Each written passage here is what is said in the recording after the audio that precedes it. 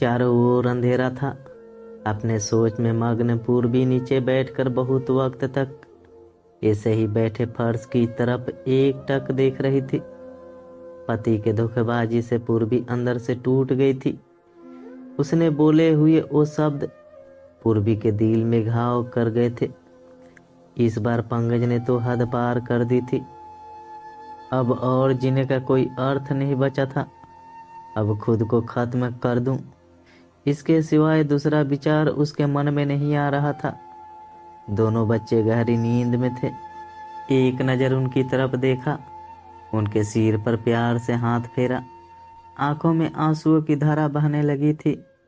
उसने मन में एक विचार किया था। रात के 2 बजे थे। हर तरफ बहुत सन्नाटा था और वो धीरे से उठी और दूसरे रूम में गई। गले में फांसी का फंदा डालने वाली थी, तभी कुछ गिरने की आवाज आई।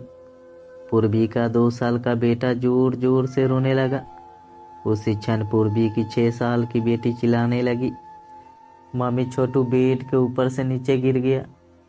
तुम कहाँ हो? देखो ना छोटू कितना रो रहा है।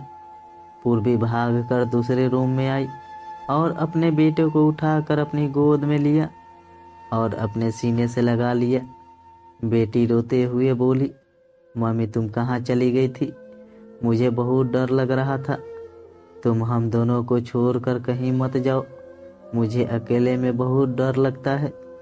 पूर्वी अपने दोनों बच्चों को पास लेकर जोर से गले लगा लिया और रोने लगी। दोनों बच्चे उसके सीने से लिपट कर सो जाते। रोते रोते पूर्वी को कब नींद आ गई उसे पता नहीं चला। काम वाली बाई गंगू की आवाज़ से पूर्वी की नींद टूटी। अरे मैडम, आपने बाहर का गेट खुला क्यों छोड़ दिया था? अरे मैडम क्या हुआ? अभी तक आप सोई हुई हो? तबीयत तो ठीक है ना? वो खुद को संभालते हुए बोली, हाँ थोड़ी तबीयत ठीक नहीं है। घड़ी में वक्त देखती है तो 8:30 बजे थे। आज तुम्हें आने में इतनी देर क्यों हो गई? मैडम चौथी गली में मेहता जी रहते हैं, उनकी बहू ने फांसी लगाकर आत्महत्या कर ली। 2 बच्चे हैं उनकी एक 10 साल की बेटी और 6 साल का बेटा है। यह सुनकर पूर्वी के कलेजे को धक्का लगा। अपनी साड़ी ठीक करके उसने पूछा, कब हुआ? गंगू ने बोला, रात को हुआ। मैडम मैंने ऐसा सुना है कि उसने पति की दूसरी औरत से संबंध थे। कमबख्त अभी तक नहीं आया। अचानक पूर्वी ने गुस्से से बोली, अच्छा कि वो आया नहीं, उससे क्या फर्क पड़ता है? अब वो थोड़ी ना देखने वाली है। ये सुनकर गंगू पूर्वी के कान के पास आई और धीरे से बोली, मैडम मैं अनपढ़ गंवार हूँ और घर घर में जाकर झाड़ू पोछा करके मेरा पेट भरती हूँ, और आप पढ़े लिखे हुए लोग हो।